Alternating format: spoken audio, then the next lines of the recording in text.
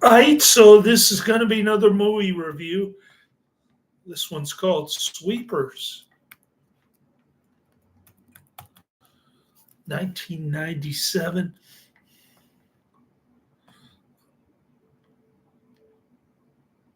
I'm giving this 3 out of 5 stars. It's a typical Dolph Lundgren new image movie from this time period. Of course, I've got the year wrong. Let me adjust this. This is 1998. Sorry, Karate Man. This is going to be another Karate Man recommendation. Karate Man says new image is the new canon. I find that hard to believe. I haven't seen too many new image films though, so I can't really challenge him on that. I'm not at all familiar with new image. And just by that fact alone, I think canon is different. It's more recognizable, I guess you could say. It's more old school. It's kind of a more classy than new image, I think. I could be wrong. Sweepers is a 1998 U.S. South African action film directed by Keoni Waxman. And it stars Dolph Lundgren, Claire Stansfield. Wow. She looks like Angelina Jolie look-alike. And Bruce Payne.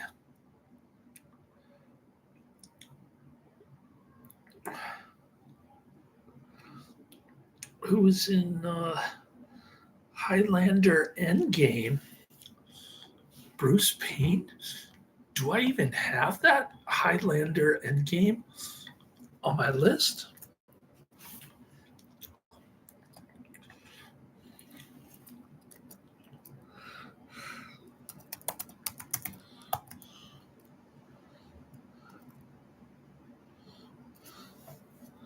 I've got Highlander, The Final Dimension. All right. And I've got the first Highlander. Of course, I watched the second one, but just because it had such a bad reputation, and it had Christopher Lambert, of course. Christian Eriksen Dolph Lundgren used to work as a leading demolition expert as Eriksen was working to disarm mines. His son was killed by one, and Eriksen retired. He is called out of retirement to help Michelle Flynn, played by the very comely Claire Stansfield. A big disappointment is that Claire Stansfield doesn't get naked in this one. Now, as a matter of fact, I think the only time she got naked was a television show that she did.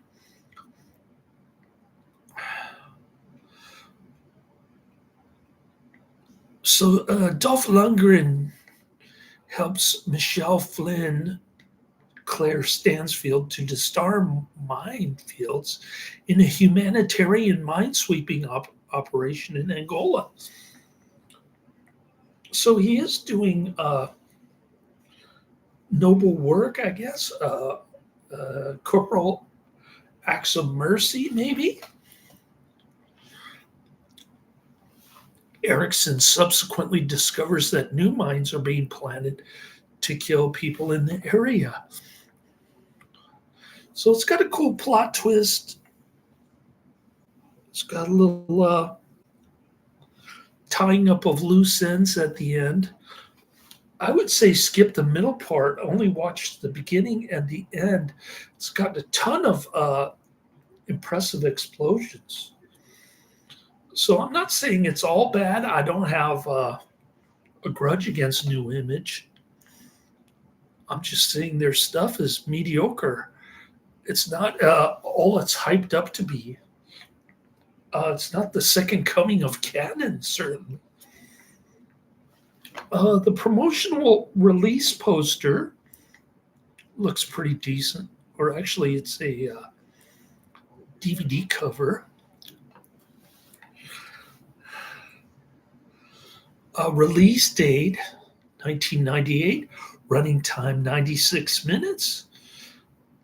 Country South Africa and the United States, and language English. So I got confused when I first started looking at this. Dolph Lundgren looks like a buffed up version of Paul Hogan.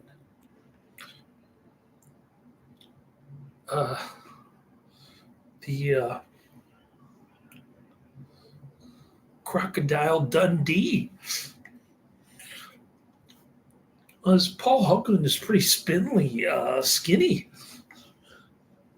But Dolph Lundgren is buffed in this one. This is before he got man boobs. And there's another movie on Tubi. I watched this for free on Tubi, by the way. There's another movie that Dolph Lundgren did in 2000 called Jill Rips.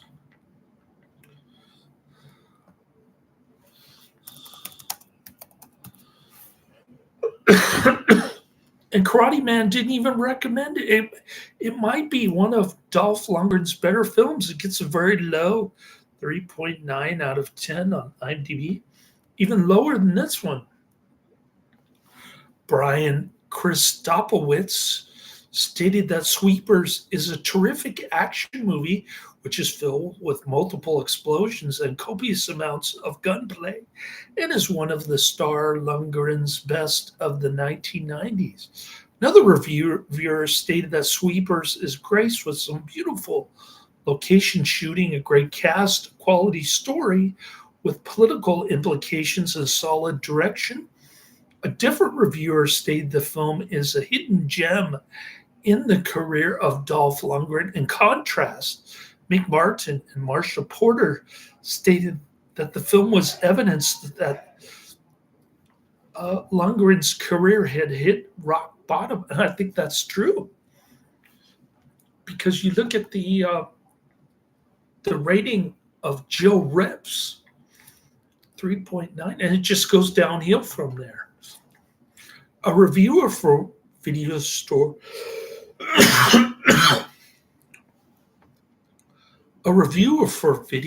magazine stated that the film was pretty standard fare with lots of gunfire and dialogue loaded with unintentional laughs. So in other words, it's a typical Dolph Lundgren movie from 1997-1998.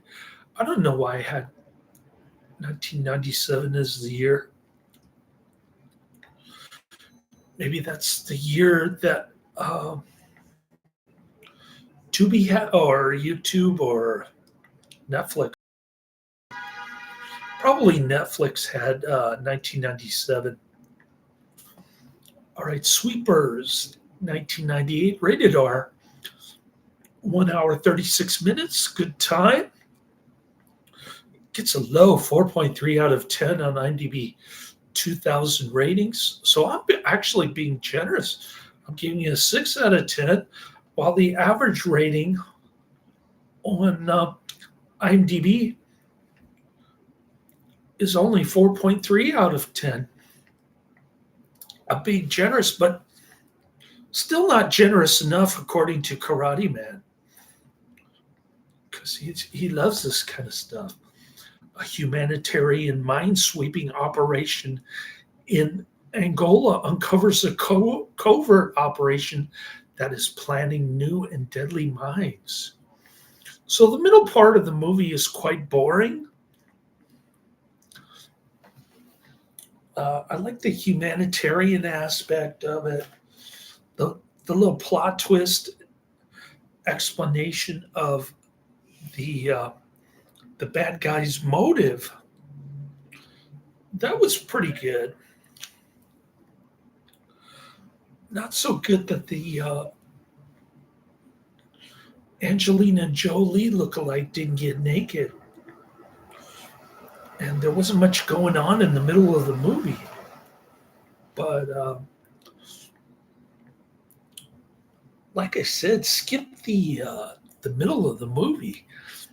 All right, here's a review from NQ Media.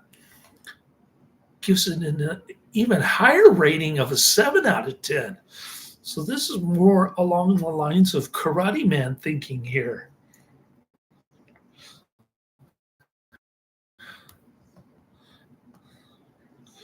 And of course, Karate Man is nowhere to be found in the chat room because nobody expects me to do an impromptu video review on a Thursday night. In fact, I had to work late and I couldn't pick up my son in San Mateo, so I thought I'd finish Sweepers since I fell behind Monday night. And I got lazy. I just wanted to sleep. I didn't want to suffer through the end of this, but it did get better. I have to admit, the ending was decent. Lots of cool explosions.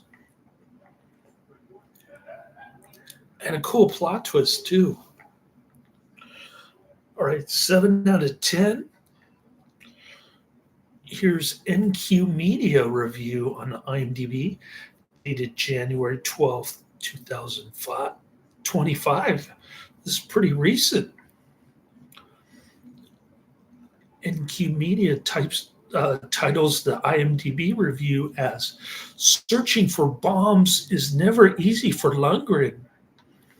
Dolph Lundgren always stars as a broken character due to something in his past, and that is similar to this film, except now he plays someone who helps find mines in the ground. The supporting cast is the main draw for this film, as there are a lot of character actors in this film that elevates the cast. I'm always up for these types of action films, as you're sure to get more fun out of them. This is an entertaining and engaging film, especially for action junkies like Karate Man and fans of Lundgren like Karate Man. But if you've seen or neither, you may walk away disappointed wanting something more. This film above most others in the Lundgren filmography. I'm sure that's when he says above most others, I think he means Joe Rips, a movie that got no mention for Karate Man.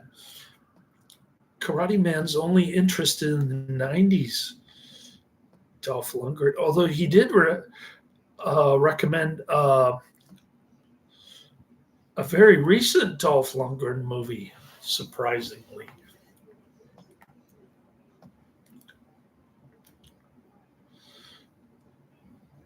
All right, let's see what we got for Sweepers.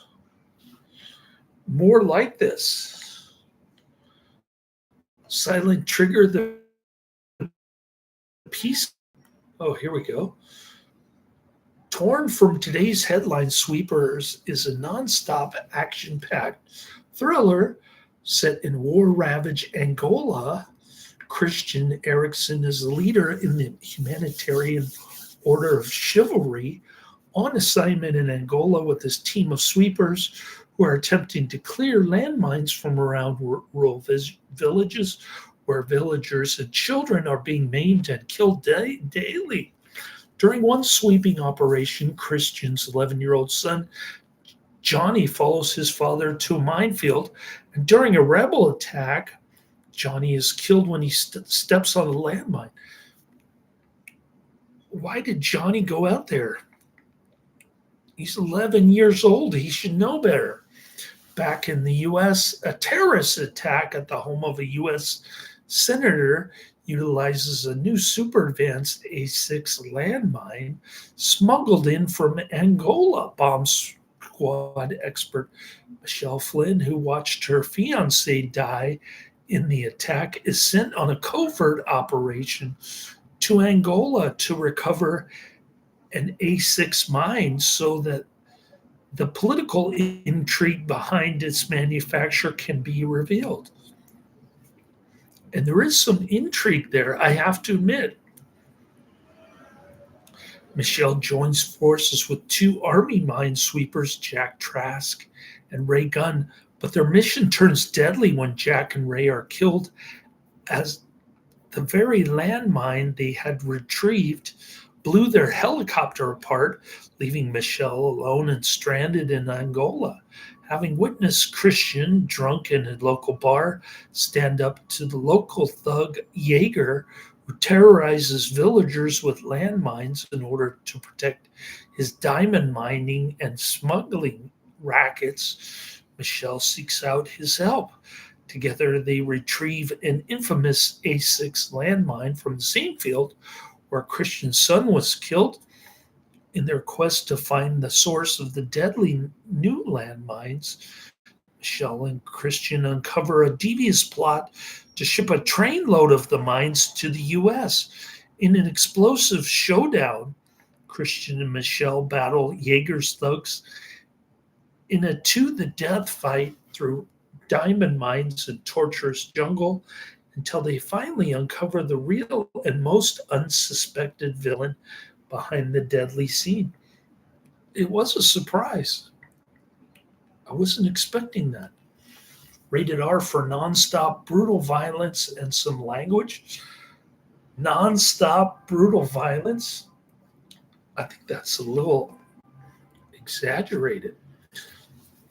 Dolph Lundgren was personally disappointed with the film. Dolph Lundgren attributed its poor quality to director Keoni Waxman's inexperience with the action genre. As Christian Eriksen slides after his motorcycle lands on the train, he can be seen rolling on a wheeled platform. Michelle Flynn is quoted as saying, "I don't get you. You've always been this much of an a-hole? Or did you just take lessons?" Christian Eriksen says, "Took lessons." Edited into Operation Delta Force 5, Random Fire from 2000. Not even familiar with that movie. Soundtracks Balamenko, written by Bonga Quinda, performed by Bonda Quinda, courtesy of Luz Africa Records. Release date February 6, 1999 in South Korea. Country of origin US. Language English, also known as the Halo Trust. Filming locations Johannesburg, South Africa. Production companies Millennium Films, New World Services, and Martin Holdings AVV. It's got a budget of $12.5 million estimated. That's not bad for 1998. Runtime 1 hour 36 minutes, 96 minutes. It's in color. The sound mix is Dolby, and the aspect ratio is 1.85 to 1. So there you have it, Sweepers, another typical Dolph Lundgren new image film from this time frame, right before his career went on an even bigger tumble. Dolph Lundgren complained about the director in this movie. I'd like to see Jill Rips. I think I'm going to add that movie to my list. Jill Rips. only has 1,326 ratings. Nobody ever heard of this movie, Joe Rips. I'm going to add it. Okay. First on my list is Strange Illusion, 1945. Next is Barry Lyndon, 1975. Then we've got Saint Rita of Cassia, The True Story, 2012. And those are the next three on my list. I'll try to knock out Strange Illusion tomorrow. And we'll try to get through these quickly before Thanksgiving. I've just been super lazy, taking naps and whatnot. My oxygen level is down to about 60 to 80%, which is kind of borderline. I'm taking an inhaler and I haven't been using my CPAP machine as much as I should. I'm running low on distilled water to fill up the chamber for my CPAP machine. I started investing in the AI bubble, and I was betting that Microsoft would hover around 540 strike price. Instead, the strike price went below 500 today, and consequently, I lost $5,000 on paper. So the way the contract is written, I've got 13 more months to recover all the unrealized capital gains.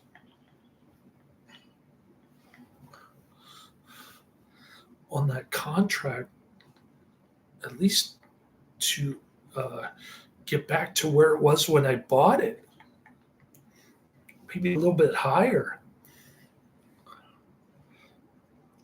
And so I've just been holding on to these two contracts for about a week now, watching their value quickly erode as the AI bubble bursts. And there's nothing unsound about Microsoft. Just may have been overhyped or overvalued when I bought the contracts. So it's unfortunate. I'm looking to rent a couple of hotel rooms later this month for my confirmation sponsor from Santa Rosa. Now he's saying he might flake on me because he's got a job on that Saturday. I guess he's desperate for money, which is understandable. I lost $5,000 on a $200,000 investment, which is not breaking me financially, but it is a tiny little chunk of my investment, and I was expecting to make more money. So hopefully I can turn things around next week, get back on track towards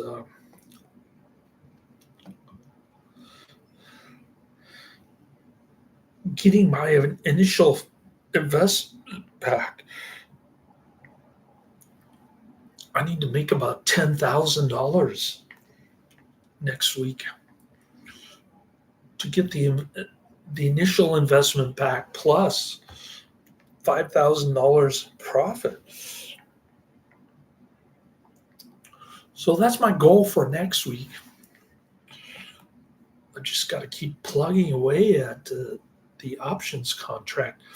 I think I can sell my Apple contract tomorrow. Apple hasn't been as volatile with the price swings, so I think I have a good shot at selling my Apple contract at a profit tomorrow, and then we'll just keep rolling over. The Apple contracts, making $500 a day, or $500 every 2 days, I should say. So I don't know if I can make 10,000 in 1 week. That's pretty ambitious. I'll probably only make maybe I don't know, 1,500. But I'm trying to think big. I'm trying to see if I can turn it around here. Wish me luck as I continue my my investments in risky option contracts later.